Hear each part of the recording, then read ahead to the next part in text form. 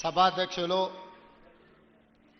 పెద్దలు వ్యవసాయ శాఖ మాత్యులు తుమ్మల నాగేశ్వరరావు గారు, ఈ కార్యక్రమానికి నాతో పాటు ముఖ్య అతిథులుగా విచ్చేసిన మిత్రులు ఉప ముఖ్యమంత్రి వర్యులు బట్టి విక్రమార్క గారు, సహచార మంత్రివర్గ సభ్యులు, పార్లమెంట్ సభ్యులు, శాసన మండలి సభ్యులు, శాసన సభ్యులు, ప్రభుత్వ ప్రధాన కార్యదర్శి గారు, వివిధ శాఖలకు సంబంధించిన ఉన్నతాధికారులు, agriculture university vice chancellor అలాస్ Danayya గారు, వ్యవసాయ శాఖ కమిషన్ చైర్పర్సన్ పెద్దలు కోదండ రెడ్డి గారు, అదేవిధంగా ప్లానింగ్ కమిషన్ వైస్ చైర్మన్ పెద్దలు ఈ అగ్రికల్చర్ యూనివర్సిటీ పూర్వపు విద్యార్థి డాక్టర్ జి చిన్నారెడ్డి గారు, అదేవిధంగా వేదిక మీద ఉన్న ప్రజాప్రతినిధులు, ఈ ఆడిటోరియంలో ఉన్న రైతాంగ మిత్రులు, 1600 రైతు వేదికలల్లో దాదాపుగా 6,40,000 మంది రైతులు ప్రత్యక్షంగా ఈ రైతు భరోసా పండుగ కార్యక్రమాన్ని ప్రత్యక్షంగా వీక్షిస్తూ ఇందిరమ్మ రాజ్యంలో ప్రజాప్రభుత్వం రైతుని రాజుగా చేయడమే కాదు, వ్యవసాయాన్ని పండుగ చేయాలన్న ఉక్కు సంకల్పంతో చేస్తున్న ప్రయత్నాన్ని ఆశీర్వదించడానికి విచ్చేసిన రైతాంగ సోదరులందరికీ కూడా మనస్ఫూర్తిగా కృతజ్ఞతలు, ధన్యవాదాలు తెలియజేస్తున్నా. మిత్రులారా, మీకందరికీ తెలుసు, ఈ రాష్ట్రంలో, ఈ దేశంలో ఎవరు ప్రజాప్రతినిధిగా ఎన్నిక కావాలన్నా, ఎవరు ప్రభుత్వాన్ని ఏర్పాటు చేయాలన్నా రైతుల యొక్క ఆశీర్వాదము, రైతులు చేయుతను అందించకపోతే ఎవరు అధికార పీఠంలో కూర్చోలేరు అని చెప్పి ఈ వేదిక మీద నేను ఖచ్చితంగా చెప్పదలుచుకున్నా. ఈనాడు ఎవరు ఎమ్మెల్యే అయినా, ఎమ్మెల్యే సంగతి పక్కన పెట్టండి, వార్డు మెంబర్ కావాలన్నా, సర్పంచ్ కావాలన్నా, ఎంపీటీసీ కావాలన్నా, జడ్పీటీసీ కావాలన్నా, జిల్లా పరిషత్తులు గెలవాలన్నా, శాసనసభలో ప్రాతినిధ్యం వహించాలన్నా, పార్లమెంటుకు వెళ్ళాలన్నా, ఏ రాష్ట్రానికి ముఖ్యమంత్రి కావాలన్నా రైతులు అండగా నిలబడాలి. ఆ రైతుల ఆశీర్వాదం ఉన్నప్పుడే మన కుర్చీ పదిలంగా ఉంటుంది అని బలంగా విశ్వసించే మీ సోదరుడు ఈరోజు ఈ వేదిక మీద నుంచి రైతులకు ఉద్దేశించి మాట్లాడుతున్నాడు. మిత్రులారా, ఈనాడు చాలామంది చాలా విషయాలు మాట్లాడుతున్నారు. చాలా విషయాలు మాట్లాడే వాళ్లకు అవకాశాలు రాని వాళ్ళు కాదు. ఆనాడు ఉమ్మడి రాష్ట్రంలో డాక్టర్ వైఎస్ రాజశేఖర రెడ్డి గారి మంత్రివర్గంలో మంత్రులుగా పనిచేసిండ్రు. ఆ తర్వాత తెలంగాణ రాష్ట్రంలో 10 సంవత్సరాలు ప్రభుత్వాన్ని నడిపిన వాళ్ళే ఇవాళ 18 నెలలు తిరగక ముందే ఈ ప్రభుత్వాన్ని నిందిస్తూ, దూషిస్తూ వీధి నాటకాలతోని బయలుదేరింది. ఇవాళ తెలంగాణ రాష్ట్ర రైతాంగాన్ని నేను ఈ వేదిక మీద నుంచి విజ్ఞప్తి చేస్తున్నా. తెలంగాణలో ప్రజాప్రభుత్వం, ఇందిరమ్మ రాజ్యం ఏర్పడ్డ తర్వాత గతంలో రైతు రుణమాఫీ గురించి మీకు తెలుసు. 2014లో ₹1,00,000 రైతు రుణమాఫీ చేస్తా అని మాట ఇచ్చి అధికారంలోకి వచ్చిన తర్వాత 4 విడతలుగా నేను ఇస్తాను, ఇప్పుడు నా దగ్గర నిధులు లేవని ఆనాడు మాట్లాడింది.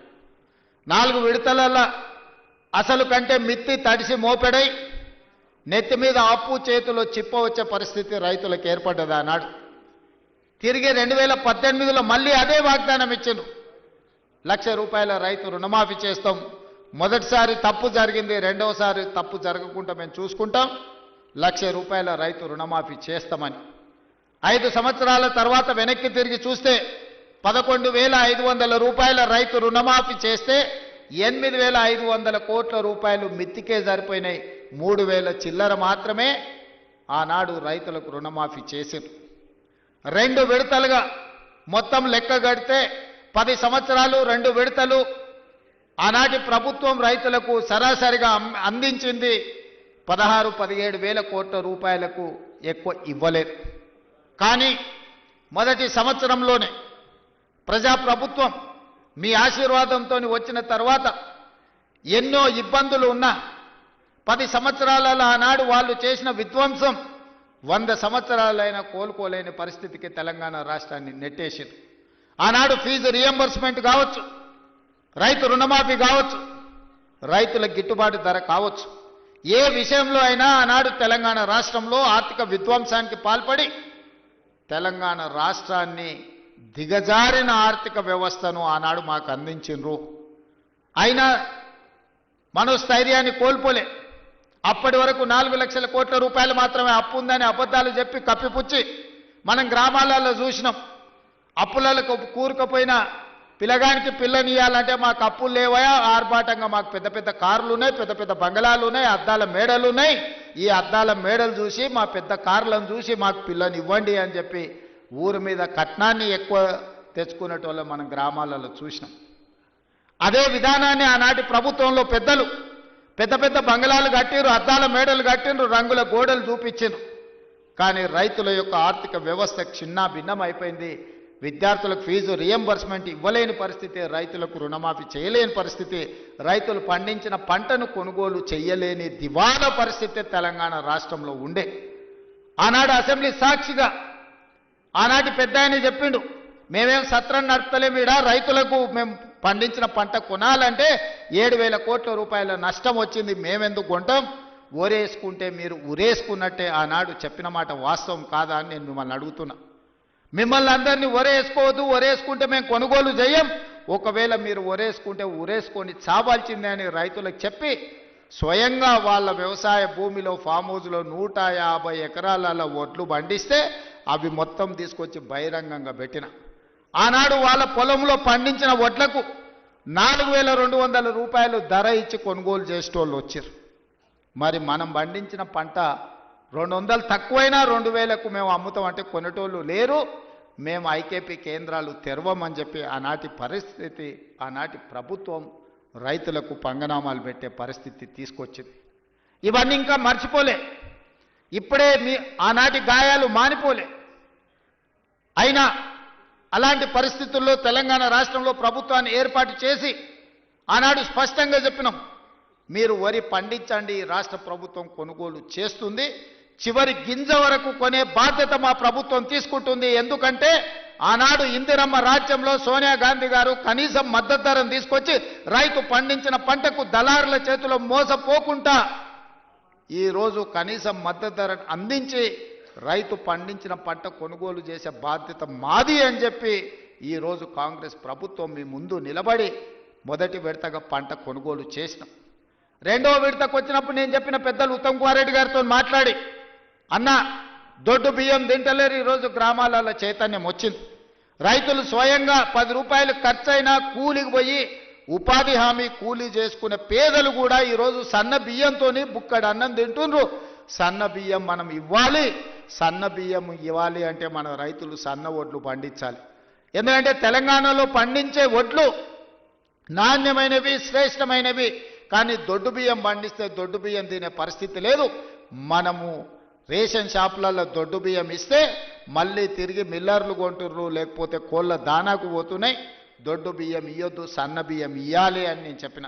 మరి ఏం చేయాలి, సన్న బియ్యం ఇవ్వాలి అని అంటే నేను చెప్పిన, మీరు రైతులకు విజ్ఞప్తి చేయండి, నేను చేస్తా మీరు చేయండి. ఉప ముఖ్యమంత్రి గారు చేస్తారు, వ్యవసాయ శాఖ మంత్రి గారు చెప్తారు, రైతులకు సన్న వడ్లు పండిస్తే 500 రూపాయల బోనస్ ఇచ్చి ఆ వడ్లను కొంటాము, మాది బాధ్యత అని అంటే నమ్మకంగా విశ్వాసంగా తెలంగాణ రాష్ట్రంలో పండించిన పంటలో 60% పోయినసారి సన్న వడ్లు మీరు పండిస్తే ఆ సన్న వడ్లను కొన్ని సన్న బియ్యం చేసి ఇవాళ పేదోళ్లకు సన్న బియ్యం రేషన్ షాపులలో పంచుతున్న మాట వాస్తవం కాదా?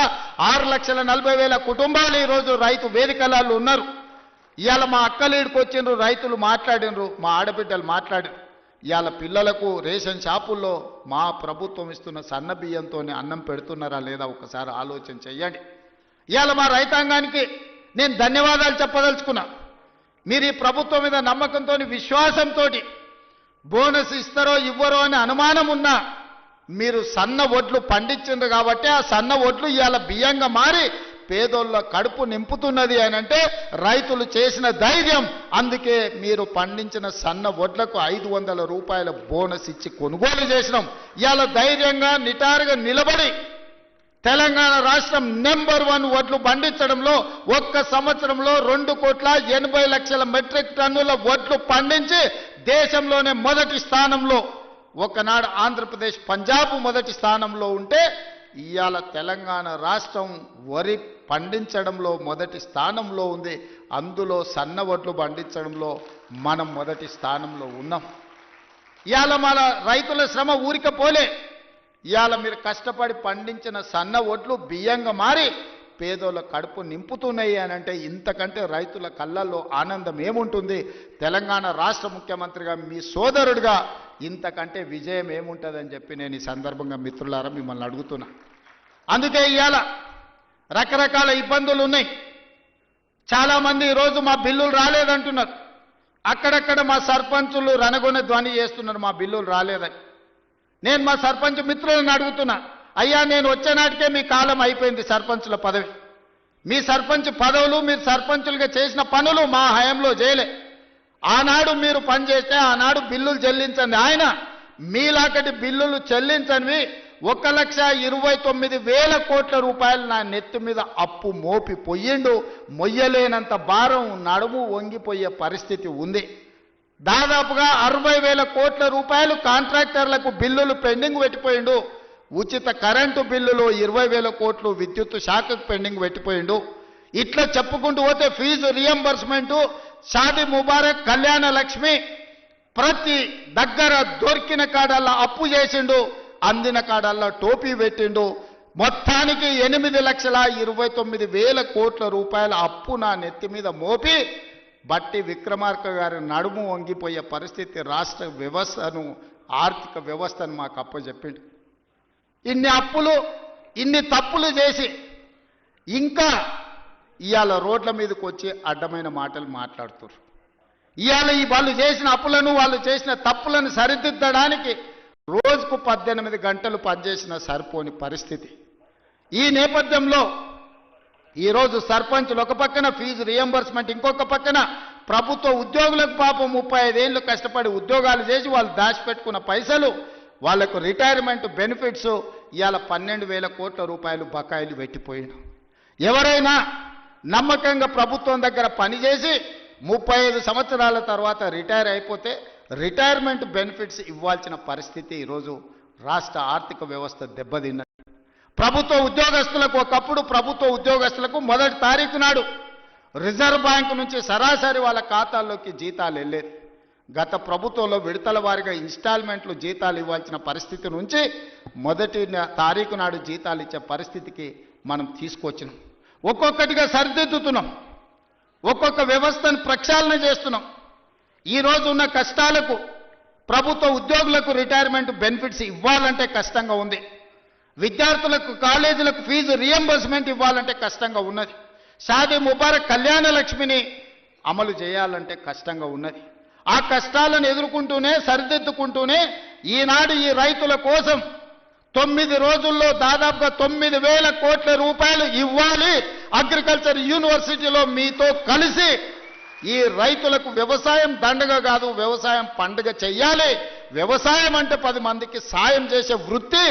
వాళ్ళు కష్టాలలో ఉండి వాళ్ళు కాలిపోతున్న 10 మంది కడుపు నింపాలని ఏ రైతాంగం కష్టపడుతుందో ఆ రైతాంగానికి రైతు భరోసా పథకం ద్వారా ఈనాడు ప్రారంభించి 9 రోజులు తిరిగే లోపల దాదాపుగా 9,000 కోట్ల రూపాయలు, 1,49,00,000 ఎకరాలకు 70,11,984 మంది రైతులకు రైతు భరోసా పథకం కింద నగదు బదిలీ చేయడానికి ఈరోజు ఇక్కడికి వచ్చిన మిత్రులారా, ఇన్ని కష్టాలున్నా, ఇన్ని నష్టాలు రాష్ట్ర ప్రభుత్వానికి ఉన్నా రైతాంగాన్ని ఆదుకోవాలి. రైతు బాగుంటే రాజ్యం బాగుంటుంది.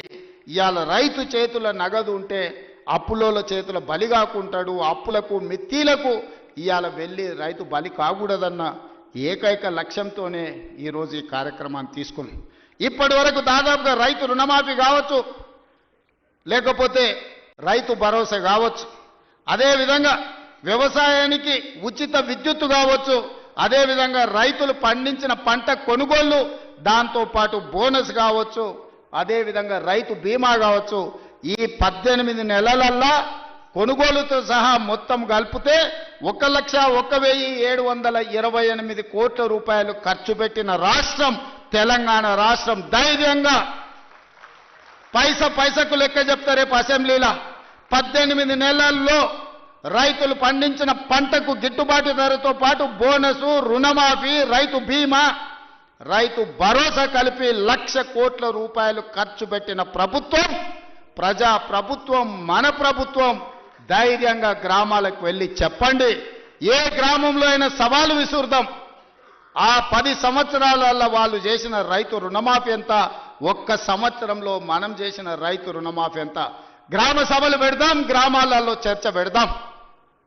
ఆనాడు వాళ్ళు పండించిన పంట కొనుగోలు చేయడానికి ఐకేపీ కేంద్రాలు తెరవకపోతే ఈరోజు 8,000 పైచీలకు ఐకేపీ కేంద్రాలు తెరవడమే కాదు, 48 గంటలు తిరిగే లోపల ఉత్తమ్ కుమార్ రెడ్డి గారు ఏ రైతు పంట అమ్ముకున్నాడో అతని ఖాతాలో నగదు బదిలీ చేయడమే కాదు, 500 రూపాయల బోనస్ ఇచ్చి ఇవాళ రైతుల ఆత్మగౌరవం పెంచే విధంగా ఈరోజు రాష్ట్ర ప్రభుత్వం ప్రయత్నం చేస్తుంది. ఆనాడు ధరణి పేరు మీద దోపిడీ చేస్తే, ధరణి కొంతమంది దోపిడీదారులకు చుట్టమైతే భూభారతి చట్టాన్ని తెచ్చి పేదలకు అండగా నిలబడి ఈరోజు పొంగులేటి గారు గ్రామ సభలు పెట్టి రైతుల సమస్యల్ని పరిష్కరించే ప్రయత్నం చేస్తున్నాం. ఎన్నో చిక్కుముళ్ళు, ఎన్నో సమస్యలు అడుగు ముందుకు వెయ్యాలంటే ఒక చీకటి పరిస్థితి. అక్కడి నుంచి వెలుగు వైపు రాష్ట్ర ప్రభుత్వాన్ని, రైతాంగాన్ని నడిపించే ప్రయత్నం చేస్తున్నాం. అరే పిల్లగాడు కొత్తగా వచ్చిండు, కొంతకాలం సమయం ఇద్దామన్నా కనీసం విజ్ఞత లేదు. 10 సంవత్సరాలు పరిపాలించిన వాళ్లకు మొదటి రోజు నుంచే ఎట్లయినా పడగొడదాం, ఎట్లయినా ఇబ్బంది పెడదాం. విద్యార్థులు చచ్చిపోతే సంతోషంతో నృత్యాలు చేస్తారు, రైతులు చచ్చిపోతే సంతోషంతో వాళ్ళు ఇవాళ చేస్తున్నారు. ఎక్కడైనా బస్సు కింద పడేవారని చచ్చిపోతే వాళ్ళకు ఆనందమే, ఎక్కడైనా ఆహార కలుషితమైపోయి విద్యార్థులు చచ్చిపోతే వాళ్ళకు ఆనందమే, ఎక్కడైనా రైతు ఆత్మహత్య చేసుకుంటే వాళ్ళకి ఆనందమే.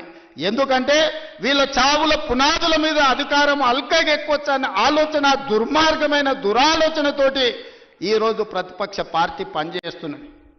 అరే కొంతకాలమైన సమయం ఇయ్యరా, సరిదిద్దుకోవడానికి అవకాశం ఉండదా? 5 ఏళ్ల కోసం ఎన్నికైన ఈ ప్రభుత్వం ప్రజల కోసమే పనిచేస్తుంది కదా. ప్రతినిత్యం మీ మధ్యలోనే ఉన్నాం కదా.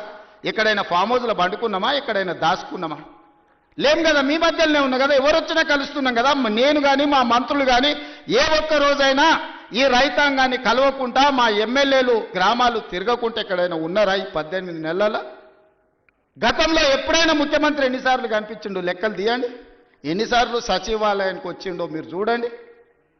ఈనాటి పరిపాలన చూడండి. అంతెందుకు, టెలిఫోన్ ట్యాపింగ్ గురించి మీకు తెలుసు కదా. భార్యాభర్తలు మాట్లాడుకుంటే కూడా ఫోన్ లేని పరిస్థితి ఆయనలో ఉండే. ఇవాళ మమ్మల్ని బహిరంగ కూర్చి ఏమన్నా దూషించినా ఫోన్లలో మాట్లాడుకున్నా మీకు అందరికీ స్వేచ్ఛగా లేరా? ఫోన్లలో భయపడుతారు ఇప్పుడు మాట్లాడానికి. గతంలో ఎట్లుండే, ఇవాళ ఎట్లుంది? ఈ స్వేచ్ఛ 4 కోట్ల తెలంగాణ ప్రజలకు వచ్చిందా, రాలేదా? తెలంగాణ ప్రజలు కోరుకున్నది స్వేచ్ఛ కదా, సామాజిక న్యాయం కదా, సమాన అవకాశాలు కదా. ఈనాడు కులగణన కావచ్చు, లేకపోతే ఎస్సీ వర్గీకరణ కావచ్చు. ఇవాళ మంత్రివర్గంలో 4 దళితులు, ఒక స్పీకర్, 5 మంది ఉన్నారు. ఆ ఒక ఏకలింగం ఉండే, ఆ ఏకలింగం ఉండే ఆ ప్రభుత్వంలో. ఇవాళ ఈ వేదిక మీద 5 మంది ఉన్నారు. 4 మంత్రులు, ఒక స్పీకర్, దళిత సామాజిక వర్గం నుంచి ఇవాళ ఈ వేదిక మీద కూర్చున్నారంటే సామాజిక న్యాయం అనేది కాంగ్రెస్ పార్టీతోనే సాధ్యమవుతుంది. సమాన అవకాశాలు ఈ ప్రభుత్వంలోనే ఉంటాయి. 60,000 ఉద్యోగాలు ఇచ్చింది మన పార్టీ, మన ప్రభుత్వం సంవత్సరం తిరిగే లోపల. నేను ఛాలెంజ్ చేస్తున్న, భారతదేశంలో స్వతంత్రం వచ్చినప్పటి నుంచి ఏ రాష్ట్ర ప్రభుత్వమైనా, ఉమ్మడి రాష్ట్రంలో కూడా ఆనాడు ఆంధ్రప్రదేశ్లో కూడా ఒక్క సంవత్సరంలో 60,000 ఉద్యోగాలు ఇచ్చిన చరిత్ర లేదు. మన ప్రభుత్వం 60,000 ఉద్యోగాలు ఇవాళ ఇచ్చింది. శాఖల వారిగా నేను లెక్క చెప్తా. ఒకప్పుడు ఉద్యోగాల కోసం తెలంగాణ ఉద్యమమే వచ్చింది. ఒకప్పుడు నోటిఫికేషన్ల కోసం లక్షలాది మంది విద్యార్థులు రోడ్ల మీదకి వచ్చిండ్రు. కానీ మన ప్రభుత్వం వచ్చిన తర్వాత అన్నా నోటిఫికేషన్లు ఎక్కువైతున్నాయి, కొంచెం ఆలస్యం అన్నీ చదువుకోవాలంటే కష్టమవుతుందా, అశోక్ నగర్లో ధర్నాలు చేసిరు. ఆనాటికి ఈనాటికి ఉన్న తేడాను మీరు గమనించండి. ఆ పిల్లల భవిష్యత్తు కోసమే ఈ ప్రభుత్వం ఉంది. మీరే ఈ దేశ, ఈ రాష్ట్ర భవిష్యత్తు మీకోసమే ఈ ప్రభుత్వం పనిచేస్తుంది. మీ భవిష్యత్తును తీర్చిదిద్దాలన్నదే మా ఆలోచన. మాకేముంటుంది, మేము అన్ని సాధించినాం, మాకు రావాల్సిన అవకాశాలన్నీ మాకు వచ్చినాయి, ఇంకా మేము కొత్తగా సాధించేది ఏం లేదు. మాకు ఆనందాన్ని ఇచ్చేదే మీ భవిష్యత్తు. మిమ్మల్ని తీర్చిదిద్దుతే మేము విజయం సాధించినట్టే.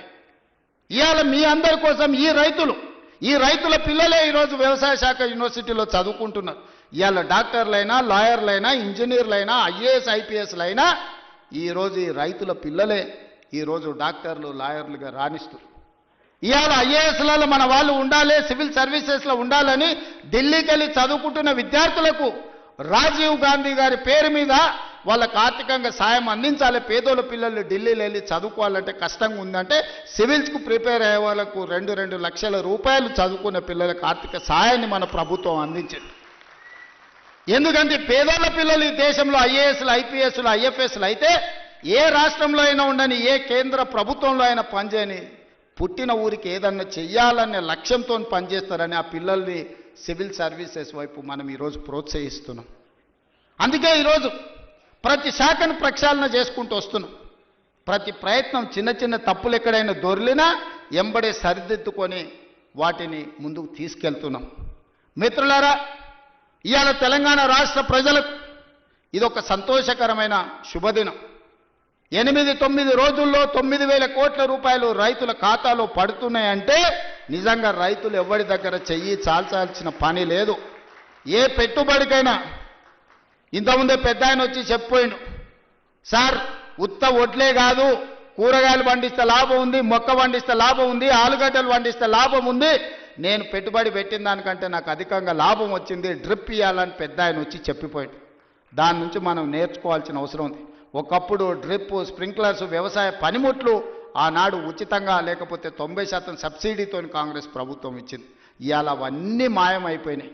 అందుకే మళ్ళీ వ్యవసాయ శాఖ మంత్రి గారికి నేను సూచన చేస్తున్నా, వ్యవసాయ పనిముట్లను రైతులకు అందించి మంచి పంటలు పండించడానికి అవసరమైన కమర్షియల్ క్రాప్స్ను ప్రోత్సహించాల్సిన అవసరం ఉంది. ఎందుకంటే వ్యవసాయం లాభసాటిగా కావాలి. వ్యవసాయం వ్యవసాయ కుటుంబంలో 4 ఉంటే ఒకరు కుటుంబాన్ని చూసుకోవాలి, ఒకరు వ్యవసాయం చూడాలి, ఒకరు ఉద్యోగం చేయాలి, ఇంకొకరు వ్యాపారం చేయాలి. అప్పుడే ఆ కుటుంబం ఆర్థికంగా నిలబడుతుంది, అప్పుడే రాష్ట్రం అభివృద్ధి పదం వైపు నడుస్తుంది. రాబోయే 10 సంవత్సరాలలో తెలంగాణ ఎకానమీని $1 ట్రిలియన్ ఎకానమీ చేయాలంటే వ్యవసాయం లాభసాటిగా మారాలి. రైతుల పెట్టుబడికి 2 లాభం వచ్చినప్పుడే తెలంగాణ రాష్ట్ర ఆర్థిక వ్యవస్థ అభివృద్ధి పదం వైపు నడుస్తుంది.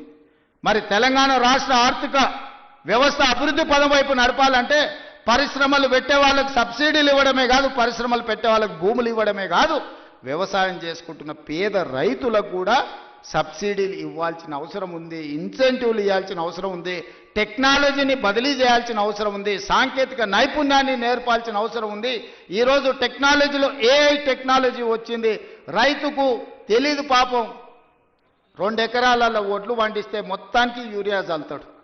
కానీ ఎక్కడ సమస్య ఉందో అక్కడనే చల్లగలిగిన సాంకేతిక నైపుణ్యాన్ని తెస్తే ఎరువుల బాధ దప్పుతుంది, కలుషితమైన ఆహారం తగ్గుతుంది, భూమి సారవంతమైన నేలగా ఉంటుంది. ఇట్లాంటి సాంకేతిక నైపుణ్యాన్ని కూడా ఈరోజు వ్యవసాయ శాఖ నేర్చుకోవాల్సిన అవసరం ఉంది, రైతులకు నేర్పాల్సిన అవసరం ఉంది.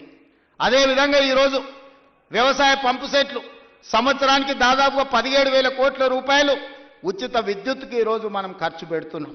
ఇవాళ అదే సోలార్కి మనం మారిపోతే సోలార్తోని మీ వ్యవసాయం ఉచితమే కాదు, మీరు సోలార్ విద్యుత్తు ద్వారా నెలకు 2,000, 3,000 మా ఆడబిడ్డలకు ఆదాయం వచ్చేటట్టు విద్యుత్తు శాఖకు సంబంధించి ఉప ముఖ్యమంత్రి గారు ప్రణాళికలు చేస్తే రైతులు సిద్ధంగా ఉన్నారు. దానికి అవసరమైన పెట్టుబడి మనం పెడదాం. కొన్ని వేల కోట్ల రూపాయలు ఒకసారి పెట్టుబడి పెట్టినా 25 సంవత్సరాలు ఈ రైతులకు లాభసాటిగా ఉంటుంది. వాళ్ళు వాడుకునేది వాడుకోగా మిగిలిన విద్యుత్తును మీకు అమ్ముతారు. ఈరోజు మా రైతులు అదాని అంబానీలతో పోటీ పడే విధంగా తీర్చిదిద్ది సోలార్ విద్యుత్ ఉత్పత్తిలో అదానీలతో పోటీ పడే విధంగా మా రైతుల్ని ఇంటికాడ కూర్చున్న వాళ్ళకే ఆదాయం వచ్చే విధంగా ప్రణాళికలు చేయాలి. ఈ వేదిక మీద నుంచి ఎనర్జీ డిపార్ట్మెంట్కు అదేవిధంగా సంబంధిత శాఖ మంత్రి గారికి నా సూచన, మీరు ప్రణాళికలు సిద్ధం చేయండి, రైతులను చైతన్యం చేద్దాం, రైతులకు అవగాహన కల్పిద్దాం. ముందు మంది ఆడబిడ్డలు చదువుకొని విజ్ఞతతో మాట్లాడిన పెద్ద ఆయన మాట్లాడుతుంటే ఆయన ఉపయోగించిన ఇంగ్లీష్ భాష కావచ్చు, పదాలు కావచ్చు, అవగాహన కావచ్చు, అనుభవం కావచ్చు, ఆ పిల్లలే కాదు వేదిక మీద ఉన్న మంత్రులు కూడా నేర్చుకోవాలి. విషయాన్ని ఏ విధంగా సూటిగా శుద్ధి లేకుండా ఎట్లా చెప్పొచ్చో, అవగాహన ఎట్లా కల్పించో ఆ పెద్ద మనిషిని మనం చూసి నేర్చుకోవచ్చు. అందుకే ఇవాళ అలాంటి వాళ్ళని నేను కలెక్టర్లకు ఆదేశాలు ఇస్తున్నా. వ్యవసాయం మీద అవగాహన ఉండి 10 మందికి నేర్పాలన్న పెద్ద మనుషులను గ్రామాలు తిప్పండి. రైతు వేదికలలో సమావేశాలు పెట్టండి. వాళ్ళ చేత అవగాహన కల్పించండి. అవసరమైతే వాళ్ళకి ఆహారూర్యం ఇవ్వండి. రోజుకో 1000 రూపాయలు ఇవ్వండి. వాళ్ళ అవగాహనతోని రైతు వేదికలలో పోయి అవగాహన కల్పించినందుకు అదొక గుర్తింపు, ఒక గౌరవం. 1000 రూపాయలతోనే ఒక రోజు వాళ్ళ జీవితంలో మార్పు వస్తుందని నేను చెప్పడం లేదు. కానీ ప్రభుత్వం ప్రోత్సహిస్తుంది, ప్రభుత్వం గుర్తిస్తుంది, ప్రభుత్వం మిగతా రైతులకు అవగాహన కల్పించడానికి ప్రయత్నం చేస్తుంది అని చెప్పడానికి ఇవన్నీ కూడా ఉపయోగపడతాయి. కాబట్టి కలెక్టర్లందరికీ కూడా ఈ వేదిక మీద నుంచి చీఫ్ సెక్రటరీ గారికి నేను ఇన్స్ట్రక్షన్స్ ఇస్తున్నా. కలెక్టర్లందరినీ కూడా మీరు కలెక్టర్స్ కాన్ఫరెన్స్ తీసుకొని సోలార్ పంపు సెట్ల వల్ల ఉన్న ప్రయోజనం ఈరోజు రైతులకు వరే కాకుండా ఇతర లాభసాటి పంటలు ఏ విధంగా పండించాలి, భూమి యొక్క సారాన్ని చూసి ఏ భూమిలో ఏ పండ్ల తోటలు వస్తాయో, ఏ భూమిలో ఏ కూరగాయలు పండుతాయో, ఏ భూమిలో ఏ పంట అధిక దిగుబడి వస్తుందో, అది మొక్కజొన్న వస్తుందా, లేకపోతే పత్తి వస్తుందా, మిర్చి వస్తుందా, లేకపోతే కందులు వస్తాయా. మా కొడంగల్ తాండూరు ప్రాంతంలో మేము కందులు పండిస్తాం. దేశానికే మా కందిపప్పు అంటే, తాండూరు కొడంగల్ కందిపప్పు అంటే దేశంలో గొప్ప పేరు. ఏ ఏరియాలో ఏ పంట వండుతుందో, అచ్చంపేట ప్రాంతంలోకి పోతే దోసకాయలు వండుతాయి. దోసకాయ కందిపప్పు ఎంత బ్రహ్మాండంగా ఉంటుందా. చికెన్ మటన్ కూడా వనికిరాదు దాని ముందర. ఇప్పుడు ఆ పిల్లలకు తెలియకుండానే పోయింది. కొత్త తరానికి ఇప్పుడు దోసకాయలు అంటూ వెనక బుడంకాయలు అనేటోళ్ళు. అవునా? కందిపప్పులా వేసి చేస్తే మన అమ్మనో నాయనమ్మనో వండితే మటన్ చికెన్ కంటే టేస్టీగా ఉండేది. జొన్న రొట్టెతోని కందిపప్పు బుడంకాయలతో తింటే ఎంత మజా ఉండేదా. ఇవాళ ఆ రుచులే పోయినాయి. అందుకే ఈరోజు పంట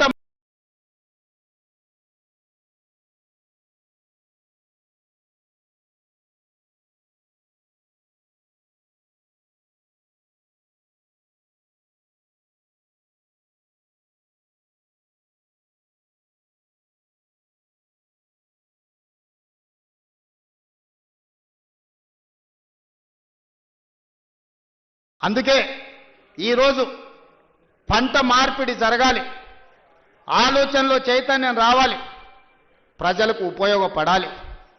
మనము పోయి ఎక్కడెక్కడనో పోయి ఏదో కొత్త రకాల వంటలు, కొత్త రకాల డైట్ అని తీసుకొస్తున్నారు కొత్త కొత్తవి. ఎందుకంటే మన పెద్దోళ్ళు మనకి ఇచ్చిపోయారు. జొన్న రొట్టె తినండి, మీ బట్టలు మీరు ఉతుక్కోండి, 6 ప్యాక్ ఉంటుందో లేదో మీకు తెలుస్తుంది. మీ బట్టలు మీరు ఉతుక్కొని జొన్న రొట్టె తింటే మీరు ఏ జిమ్ములకి వెళ్ళి కండలు పెంచాల్సిన పని లేదు. ఆటోమేటిక్గా మీరు 6 ప్యాక్ తయారవుతారు. అవేమి చేయకుంటుండి జిమ్ములలో పోయి స్టెరాయిడ్స్ వారి ఆరోగ్యాన్ని పాడు చేసుకుంటారు. అందుకే ఈరోజు మా రైతులను ఇన్ని లక్షలాది మందిని వేదిక మీద నుంచి, వ్యవసాయ యూనివర్సిటీ నుంచి లక్షలాది మంది రైతులను ఉద్దేశించి ప్రసంగించడమే కాదు, వాళ్ళకి వేలాది కోట్ల రూపాయలు బదిలీ చేయడం ఇదొక మర్చిపోని జ్ఞాపకం. మీ అందరికీ ఈ ప్రభుత్వం అండగా నిలబడుతుంది. రాబోయే రోజుల్లో భూమి అనేది మీకు ఇండ్ల పట్టా అనేది ఇందిరమ్మ ఇల్లు అనేది ఇందిరమ్మనే ఇచ్చింది. ఆనాడు దొరల దగ్గర, భూస్వాముల దగ్గర వేలాది ఎకరాలు ఉంటే అగ్రికల్చర్ సీలింగ్ యాక్ట్ తీసుకొచ్చి ఆ భూములన్నీ తీసుకొని పేదోళ్లకు అసైన్మెంట్ పట్టాల పేరు మీద పంచిపెట్టారు. అటవీ ప్రాంతంలో ఉన్న ఆదివాసులకు, లంబాడ సోదరులకు పోడు భూముల పట్టాలిచ్చి వాళ్ళని భూ యజమానులను చేసింది. ఇల్లు లేనోళ్లకు ఇంటి పట్టా ఇచ్చింది, ఇల్లు కట్టుకోలేని వాళ్ళకు ఇందిరమ్మ ఇల్లు కట్టించింది. డబుల్ బెడ్రూమ్ ఇల్లు అన్నాడు. ఎవరికన్నా ఇక్కడ ఉన్న పేద రైతుకు డబుల్ బెడ్రూమ్ ఇల్లు వచ్చినాదే. కానీ ఇవాళ లక్షలాది ఇందిరమ్మ ఇల్లు ఇవ్వడానికి మనం ముందుకు వచ్చినాం. మీరు ఇల్లు కట్టుకోండి, ఒక ఇంటి వాళ్ళు కాండి, ఉన్న ఊర్లో ఇల్లు, ఇంత వ్యవసాయ భూమి అనేది మన ఆత్మగౌరవం. అంతకుమించి రైతులు ఏం కోరుకుంటలేరు. వాళ్ళు కష్టపడ్డ పంటకు వాళ్ళు గిట్టుబాటు ధర అడుగుతారు. అవి కూడా ఇవ్వలేని పరిస్థితిలో ఈ ప్రభుత్వం లేదు. మిమ్మల్ని ఆదుకుంటుంది, మీకు అండగా నిలబడుతుంది. పంట మార్పిడి చేయండి. మీరు ఏం పండించినా పంట మనం కొనుగోలు చేయడానికి అవసరమైన కేంద్రాలను ఏర్పాటు చేస్తాం. నాకు మంచి టీం ఉన్నది, మంచి మంత్రులు ఉన్నారు, అనుభవం కలిగిన వాళ్ళు ఉన్నారు. నాకు మంత్రిగా అనుభవం లేకపోవచ్చు, కానీ అనుభవం కలిగిన మంత్రులు పెద్దలందరూ ఉన్నారు. వాళ్ళందరి సహకారంతో ఒక మంచి పరిపాలన అందించి తెలంగాణ రాష్ట్రం దేశానికి ఆదర్శంగా నిలబడే విధంగా తెలంగాణ రాష్ట్రం ఈ దేశంలోనే మొదటి స్థానంగా ఉండే రాష్ట్రంగా తీర్చిదిద్దే బాధ్యత తీసుకుంటాం. ఎవరు ఎన్ని గోల పెట్టినా, ధర్నాలు చేసినా, రోడ్డు మీద బండి దొల్లినా, తొడుక్కున్న బట్టలు చించుకున్నా 10 ఏళ్ళు మన ప్రభుత్వమే ఉంటుంది. నేను ఈ మాట చెప్పదలుచుకున్నా. వాళ్ళని చూడండి, వాళ్ళ మాటలు చూడండి. అసూయ, అక్కసు, కడుపు నిండా విషం కనిపిస్తుంది, అహంభావం కనిపిస్తుంది, బల్పు కనిపిస్తుంది మాటలలో. చూడండి టీవీ ముందర మాట్లాడేటప్పుడు ఒక్కసారి. ఎందుక 10 ఏళ్ళు లేలిండ్రు కదా, అన్ని అవకాశాలు ఇచ్చారు ప్రజలు. మిమ్మల్ని ఎవరు చేయొద్దన్నారు? రైతు భరోసా ఇవ్వద్దన్నారా? లేకపోతే రైతుకు పండించిన పంటకు గిట్టుబాటు ధర ఇవ్వద్దన్నారా? రైతు రుణమాఫీ చేయొద్దన్నారా? మీ కాలంలో సర్పంచుల బిల్లులు చెల్లించొద్దన్నారా? కాంట్రాక్టుల బిల్లులు చెల్లించొద్దన్నారా? రోడ్లు వేయొద్దన్నారా? చెట్లు పెంచొద్దన్నారా? ఎవరన్నారే? 10 ఏళ్ళు మొత్తం మీ ఇష్టారాజ్యంగా పరిపాలన చేసి రాష్ట్రాన్ని రావణ కాష్టంగా మార్చి రాష్ట్రం మొత్తం విధ్వంసం చేసి బొందల గడ్డగా మార్చి ఇంకా సిగ్గు లేకుండా రోడ్ల మీదకి వచ్చి మమ్మల్ని తిట్టే పని చేస్తున్నారు. మీరు ఎన్ని తిడితే ఆ తిట్లన్నీ ఆశీర్వాదం కింద మారుతాయి. అందుకే వాళ్ళని పట్టించుకోవడం మానేసిన నేను. ఎందుకంటే రోడ్డు మీద మనం పోతుంటే అరుస్తూనే ఉంటాయి కొన్ని. అరిసినప్పుడు అరిసిన దానికల్లా వెనక్కి తిరిగి రాయితో కొట్టం కదా. నేను పని చేస్తా, మీరు వాళ్ళ పని చూడండి అని తెలియజేస్తూ మీ అందరి దగ్గర సెలవు తీసుకుంటున్నాను.